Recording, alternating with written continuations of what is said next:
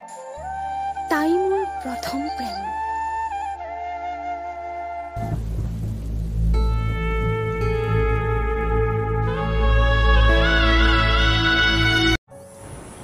নদীয়ে যিদৰে সুতি সলাই থাকে,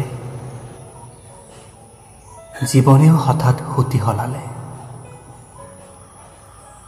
হঠাতে আহিল বহুত সুখ আৰু দি গ'ল এসোপা দুখৰ ভঁৰাল। ক্ষন্তেকীয়া প্ৰতিশ্ৰুতি আৰু ভালপোৱাই জীৱনটোক দিছিল অনাবিল সুখ। হঠাতে গুচি যোৱা ভালপোৱাই দি গ'ল অনাবিল দুখ। ৰাহুল, আদিত্য আৰু অজিতে কলেজৰ ক্লাছ শেষ কৰি বাহিৰতে আহি কথা পাতি আছিল। ভাই বল, এতিয়া কলেজ ছুটি হ'ল যে কিবা এটা খাই আহোঁগে বল। ভাই আজি তই খোৱাবি বল। আজি পইচা নাই বে ভাই। ৰাহুল বল না, ৰাজশ্ৰী ৰৈ আছে কলেজৰ পৰা ওলাই, মাতিছে কিবা কয়। নাই দে ভাই, মই চবত যোৱা নাই বে।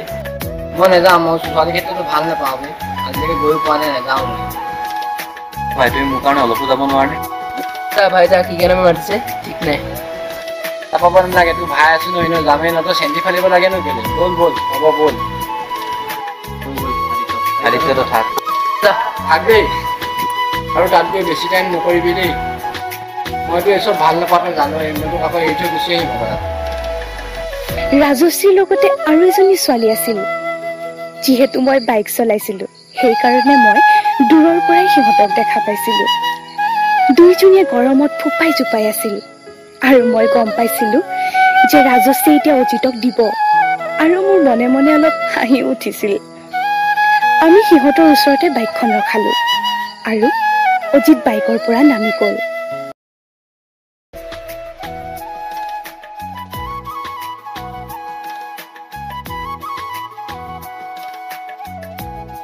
অথনিৰ পৰা ৰৈ আছো গৰমখনত, ইমান সময় লাগেনে তোমাৰ আহোঁতে? আমিয়ে গম পাইছো কিমান কষ্টত আহিছো। থোৱা যুদ্ধ জয় কৰি অহা নাই একেবাৰে। এয়া মোৰ মাহী ছোৱালী ময়ূৰী, তাই এবাৰ মেট্ৰিক পাছ কৰি আমাৰ কলেজতে নাম লগাইছে। ময়ূৰী, এয়া অজিত, আৰু এয়া তাৰ ফ্ৰেণ্ড ৰাহুল। হাই। হেল্ল'। তোমাৰ ঘৰ ক'ত? মোৰ ঘৰ ঢকুৱাখানা।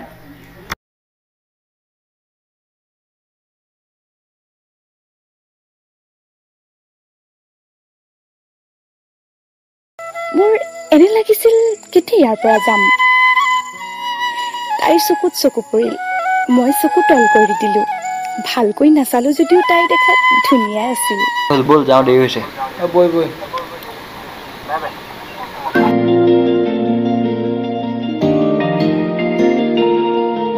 পাহাড় কিনোয়াবে জিলিকে তোমাৰ দাপোন, তোমাতেই থমকি ৰয় মোৰ সপোন। নীলিমাৰ আৰত কিয় হেৰুৱা অতীতে কয়, ভাৱনাৰ সাগৰ তুমি মোৰ হয়। তাইক এপলক চাইছিলো, তাইও মোক চাওঁ নেচাওঁকৈ এবাৰ চকু তুলি চাইছিল। চকুৰ তলত পাতল কাজল আৰু বেৰিয়া দাঁতৰ সৈতে তাইৰ মিচিকীয়া হাঁহিটো সঁচাকৈয়ে ধুনীয়া আছিল। তাই নামটোৰ সৈতে তাই মিলিছিল, ময়ূৰী। হে, মই কি ভাবি আছো এই চব? কি হৈছে মোৰ? এতিয়া নপঢ়ো, শুই থাকো ভাই।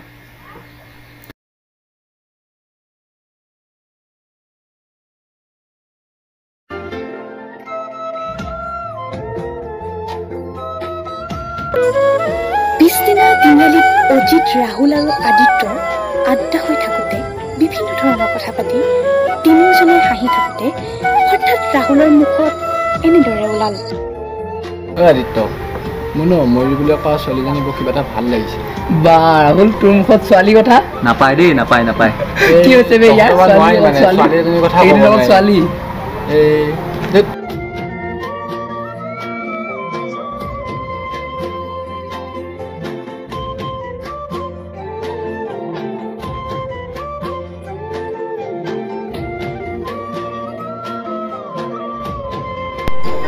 প্ৰায় এসপ্তাহমানৰ পাছত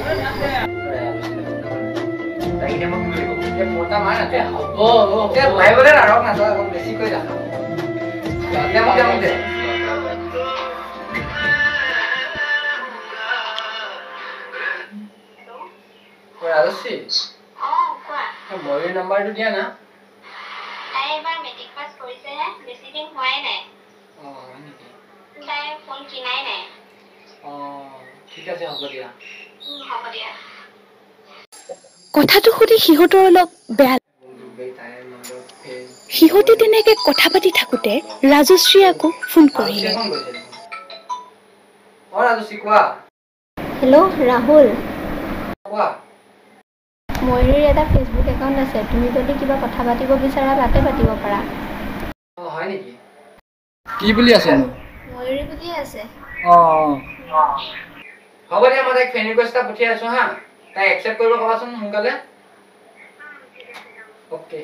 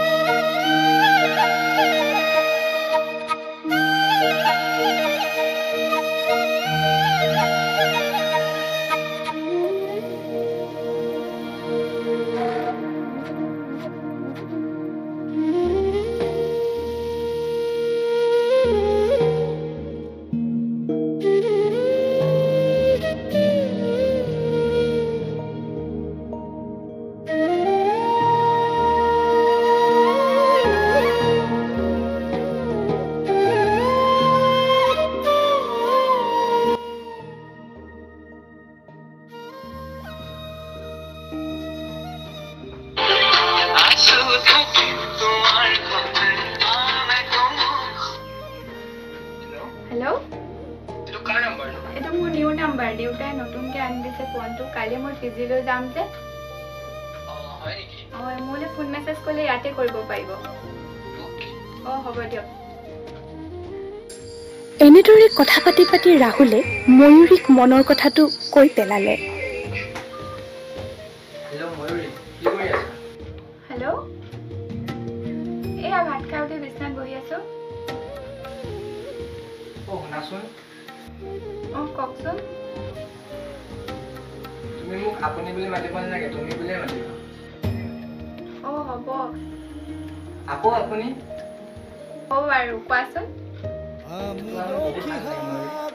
যদি বেয়া নোপোৱা আমি ৰিলেশ্যনশ্বিপত আহিব পাৰোঁনে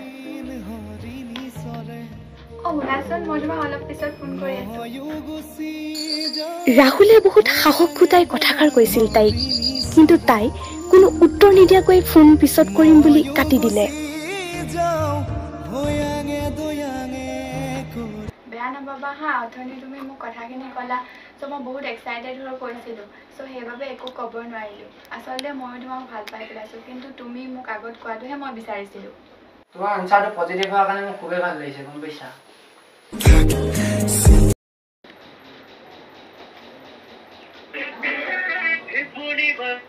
হেল্ল' অজিত ৰাহুল আৰু ময়ূৰী ৰিলেশ্যনশ্বিপত অহাৰ কথা গম পোৱা নাই গম নাপাওঁ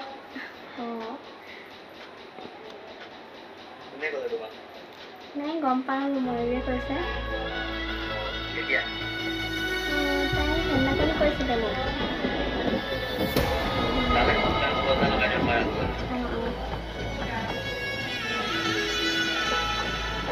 The person you are speaking with has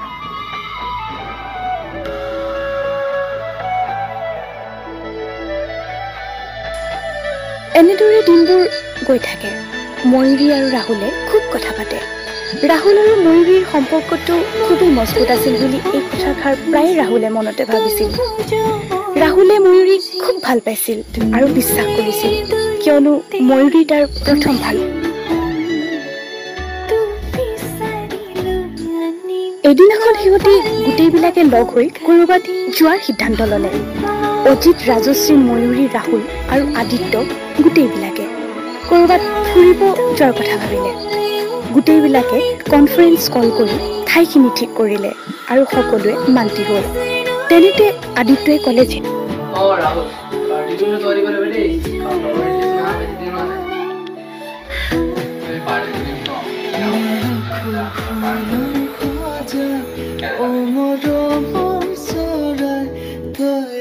কথামতেই পিছদিনাখন গোটেইবিলাক ফুৰিবলৈ গ'ল আৰু গোটেইবিলাক ধেমালি ফূৰ্তিৰে ক'ব নোৱাৰা হৈ আছিল।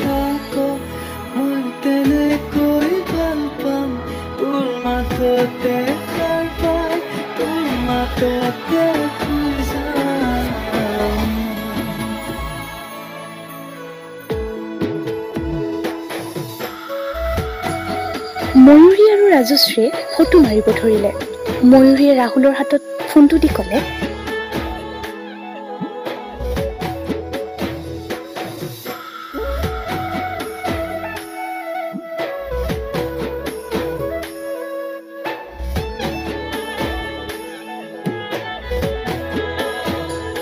ময়ূৰী, এতিয়া আমাৰ মাজত সকলো ঠিক হ'ল যেতিয়া আমি কেতিয়া লগ কৰিম? ৰাহুলে মেছেজটো মোবাইলৰ পৰা আঁতৰাই নিদি তেনেকে থাকিব দিলে আৰু নম্বৰটো নিজৰ ফোনত লৈ ল'লে। তেনেদৰে কথা বতৰা পাতি সিহঁতি ঘৰলৈ উভতি আহিব ল'লে। ৰাহুলে ৰাস্তাত কাৰো লগত কোনো ধৰণৰ কথা নাপাতে। সেইদিনা ৰাতি ৰাহুলৰ ঘৰত ৰাহুলে ৰাতি আহি ময়ূৰীলে মেছেজ অহা নম্বৰটোলৈ ফোন কৰিলে। হেল্ল' কোনে কৈছে? ৰাহুলৰ মনত সৰহখনে যেন ভাগি পৰিছিল তেনে লাগিছিল।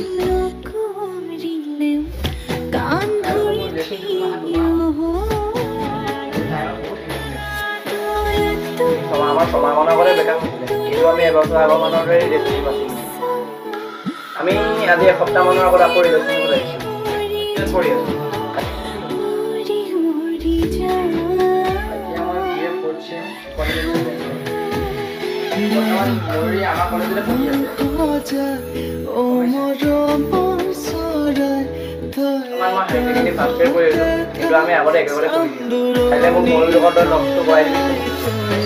এনেদৰে সিহঁতি পতা কথাসমূহ ৰাহুলে ৰেকৰ্ড কৰি অজিত আৰু আদিত্যক ৰাতিয়ে হোৱাটছএপত পঠালে আৰু সিহঁতে ৰাহুলৰ ঘৰলৈ আহিব। ৰেকৰ্ডটো শুনি কাৰণ সিহঁতি গম পাইছিল বা অনুভৱ কৰিব পাৰিছিল ৰাহুলৰ অৱস্থাটো। সিহঁতি বহুত বুজালে আৰু ৰাতিটো ঘৰলৈ নগ'লে ৰাহুলৰ ঘৰতে থাকিলে।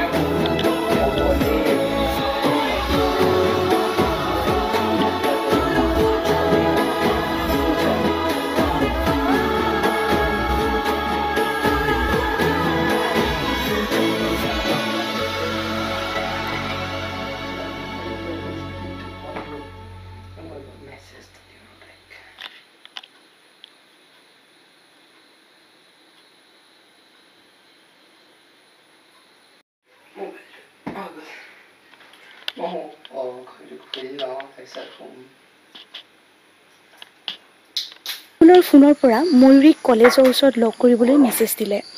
এনেদৰে ৰাতিটো ৰাহুলক বুজাই মেলি সিহঁতে শুব গ'লে।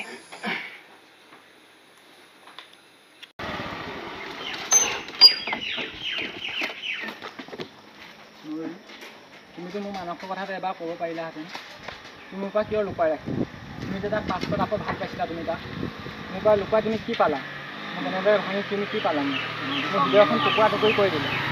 হ'ব, একো নক'বা, মনে মনে থাকা। তোমালোকৰ আজি মই একো নকৰিম।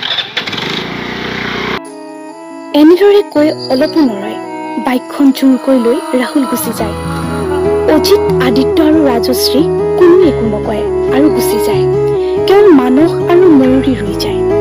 ময়ূৰীয়ে কান্দি কান্দি ৰাস্তাত বহি পৰে। কাচিয়লি ৰ'দৰ ৰুমত বাৰে বাৰে পৰে মনত উতলা ফাগুনতে ময়ূৰী তুমি সদায় ভালে থাকা সদায় ওঠত মিচিকিয়া হাঁহিটি ৰাখিবা তোমাৰ হাঁহিটি সদায় মোৰ চকুৰ আগত ভাহি থাকিব কিয়নো তুমি মোৰ প্ৰথম প্ৰেম